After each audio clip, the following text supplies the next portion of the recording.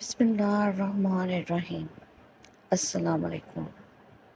کیا آپ جانتے ہیں کہ حضرت عباس علم بردار کی قبر پر پانی کہاں سے آتا ہے؟ کیوں پانی ہر وقت ان کی قبر کے گرد چکر لگاتا رہتا ہے؟ کیا تاریخ میں ایسی پانی کی کوئی روایات موجود ہیں؟ آخر کیوں اس پانی میں بدبو پیدا نہیں ہوتی؟ کیوں یہ پانی کم یا زیادہ نہیں ہوتا؟ برطانوی تحقیق دان جیمز ووڈ نے حضرت عباس کے روضے پر موجود پانی پر کیا تحقیق کی اور اس کے نتائج کیا تھے؟ ان سب سوالات کے جوابات کے لیے ہماری ویڈیو شروع سے آخر تک جڑے رہیے گا۔ بات شروع کرتے ہیں عراق کے پانی سے، جہاں پر نمکین اور کھارے پانی کے علاوہ پانی ملنا تقریباً ناممکن ہے۔ اس حال میں حضرت عباس علم بردار کے روضے پر میٹھے پانی کا ہونا سائنسدانوں کے لیے انتہائی تشویش پریشانی کی بات ہے۔ لوگ تحقیق کرنے پر مجبور ہیں کہ آخر یہ خوش ذائقہ اور صاف شفاف پانی کہاں سے آ رہا ہے؟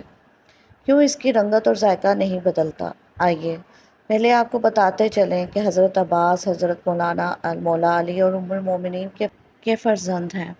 61 ہجری میں کربلا میں اپنے بھائی حضرت امام حسین کے ساتھ شہید ہوئے۔ حضرت امام حسین کے حکم پر آپ پانی لینے کے لیے علقمہ نہر پر گئے اور بڑی بہادری سے نہر سے پانی بھرا، لیکن وہاں پر ہی عمر بن سعد کے سپاہیوں نے انہیں شہید کر دیا۔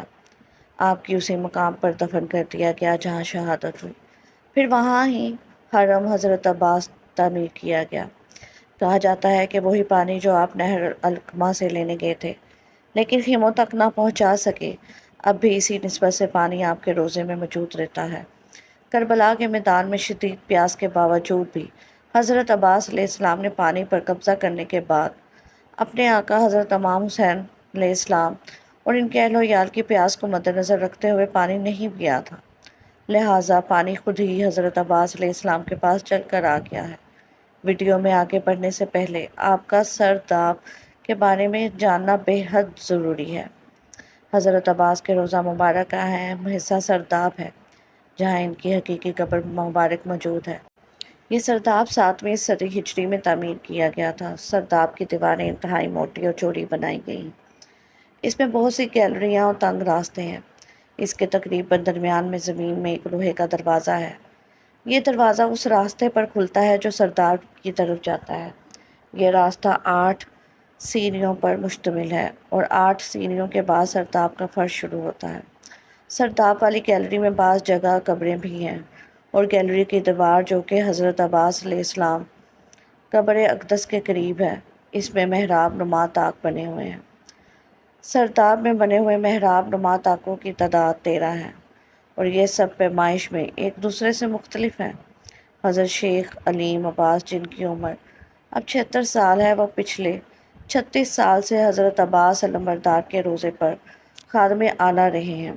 انہوں نے اپنی کتاب روضہ ابو الفضل میں لکھتے ہیں کہ پہلے سرداب میں یہ پانی چشموں کی صورت بہتا تھا، یعنی ایک طرف سے آ کر دوسری طرف نکل جاتا تھا، اور 400 سال تک ایسا ہی رہا۔ اس کے بعد پانی ٹھہر سا گیا اور کبھی کبھی حرکت کرتا ہے، نہ پتہ چلتا ہے کہ پانی کہاں سے آتا ہے اور کہاں چلا جاتا ہے۔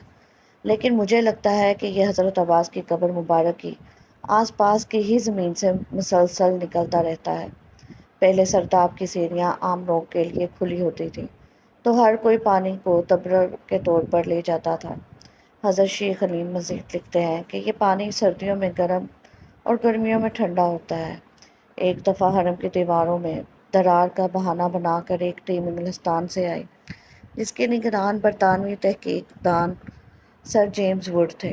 وہ ٹیم آئی تو دیوار میں موجود دراروں کو جانچنے تھی، لیکن ان کا مقصد قبر کے موجود پانی پر تحقیق کرنا تھا۔ جیمز ووڈ اپنی کتاب دی ٹرتھ میں لکھتے ہیں کہ جیسے ہی ہم نے قبر کے ارد گرد چند فٹ تک زمین کی کھدائی کی تو ہم حیران رہ گئے کہ سارے پانی ہمارے کھودے کے سوراخوں میں چلا گیا۔ ہم حیران تھے کہ پانی جاتا ہوا تو نظر آ رہا ہے، لیکن نکل کہاں سے رہا ہے وہ ہم نہ جان سکے۔ لیکن ایک بات تو طے ہے کہ وہ پانی کوئی عام نہیں ہے اور نہ وہاں کوئی چشمہ ہے، وہ پانی کرشماتی ہے۔ ناظرین گرامی، اب پچھلے 50 سال سے پانی اپنی ایک سطح برقرار رکھے ہوئے ہے جو نہ کم ہوتی ہے اور نہ زیادہ۔ شیخ علیم عباس لکھتے ہیں کہ دنیا کے کسی بھی کونے میں پانی 1 مہینے سے زیادہ گرا پڑا رہے گا تو بدبودار ہو جائے گا، لیکن سرداب کے بند ہونے کے باوجود پانی بدبودار نہیں ہوتا بلکہ خوشبودار ہے۔ اس پانی کی سب سے بڑی خصوصیت یہ ہے کہ پانی کی سطح قبر کی دیواروں سے اونچی ہونے کے باوجود بھی پانی قبر مبارک میں داخل نہیں ہوتا۔ اللہ اکبر! کیسا معجزہ دکھا رہا ہے اللہ تعالیٰ ہم کو، اور کس قدر خوبصورت بات ہے کہ پانی قبر میں داخل نہیں ہوتا۔ 400 سالوں سے پانی کھڑا ہے لیکن نہ بدبو آ رہا اور نہ ہی قسم کا کوئی کھارا پانی۔ نہ پانی گندا ہوتا ہے اور نہ ہی اس میں کسی قسم کی کوئی فنگس پیدا ہوتی ہے۔ یہ سب سننے کے بعد اب بھی کوئی ہے جو اہل بیت کی عظمت کو نہ مانے؟ بے شک اہل بیت کی پیروی بھی لازم ہے، وہ برحق بھی ہے۔ اے اللہ پاک اپنے پیارے حبیب کے صدقے ہم سب کو حضرت عباس کے روضے پر گھومتے پانی کی زیارت نصیب فرما دے۔ آمین لکھنا مت بھولیے گا، نہ جانے کس کی آمین سے ہم سب کی دعائیں قبول ہو جائیں۔ اے اللہ پاک اپنے پیارے حبیب کے صدقے سے ہم سب کو حضرت عباس کے روضے پر گھومتے پانی کی زیارت نصیب فرما دے۔ آمین لکھنا مت بھولیے گا، نہ جانے کس کی آمین سے ہم سب کی دعائیں قبول ہو جائیں۔ شکریہ۔